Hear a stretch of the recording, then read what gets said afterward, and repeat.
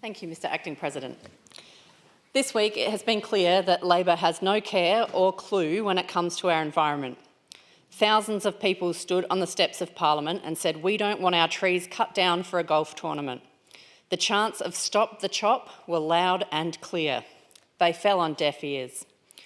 The Malinauskas Labor government has no care for our parklands other than to see them as a land grab.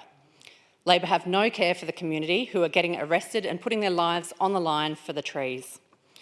If someone's ready to chain themselves to a fence or a tree, sit in front of a car or risk getting arrested, we should be ready to stop and at least listen. But what has the Premier done? He's told the community who are raising their voices and putting their lives on the line that because he was voted in, he has a mandate.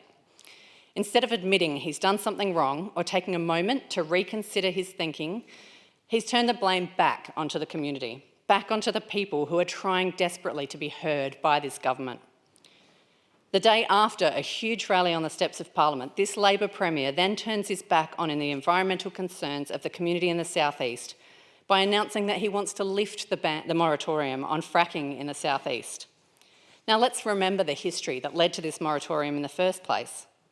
The local community ran a campaign over 2 years to call for the end to fracking in their region. It's not good for underground water, it's not good for food production, and it's not good for the environment. Once again, Labor has decided to ignore community concern, ignore the environment and push forward anyway. One local in the South East told the ABC, "Regardless of how strong the community is against it, I'm not confident the government will listen to us."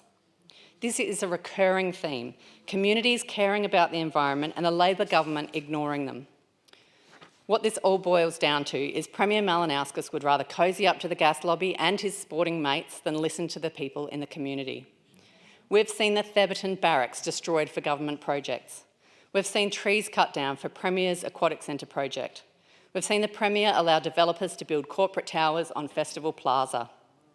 We've seen this Premier try to limit our right to voice our concerns by passing the worst anti-protest laws this state has ever seen. How much more will the community have to take? This Labor government will once again be put to the test when it comes to his next sporting event, the MotoGP. We still don't know how many trees will be cut down for this project. We don't know how much more biodiversity loss we'll have to see in our parklands. We don't know what amenity will be lost. We cannot allow this government to keep getting away with this level of environmental destruction. This government may not stop at the MotoGP. They may keep destroying our parklands, harming our environment and staying addicted to polluting fossil fuels. We know we can be heard and win a fight. It's happened before. We saw with the Crown and Anchor campaign what can happen when a community organise, speak up and eventually win against vested interests. This is the time for us as a people who care about the environment to use our collective voices to rise up against this government. This government has shown that they're not listening, so we need to keep getting louder until our voices are too loud to ignore. Thank you. The Honourable Ms.